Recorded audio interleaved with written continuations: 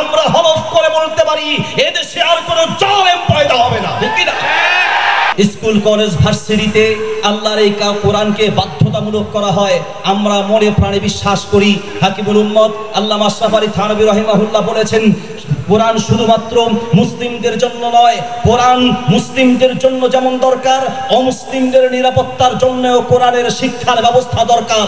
School college ভার্সিটিতে যদি আল্লাহর এই কোরআনের শিক্ষা বাধ্যতামূলক করা হয়, আমরা হলফ করে বলতে পারি এদেশে আর কোনো জালেম পয়দা হবে না, ঠিক না?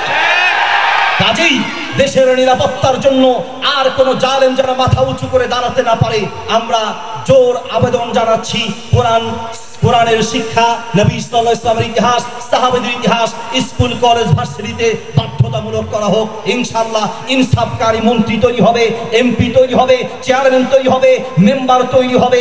ইনশাআল্লাহ দায়িত্ববান যারা দায়িত্বশীল যারা তৈরি হবে, পৃথিবীর মানুষের উপরে ইনসাফ করবে। আজকের এই আন্তর্জাতিক কেরাত সম্মেলন থেকে সকলের প্রতি কোরআনের প্রতি গুরুত্ব দেওয়ার জন্য আমি এই আহ্বান জানিয়ে আমি আমার বক্তব্য শেষ পর্যায়ে আরেকটি কথা বলতে চাই। যাদেরকে আল্লাহ কথা বলার জন্য মুখ দিয়েছেন, দেখার জন্য চোখ দিয়েছেন, এরপরেও যদি আপনি কোরআন পড়া না শিখেন, আপনার মতো নিমক হারাম পৃথিবীর বুকে আরেকজন হতে পারে না।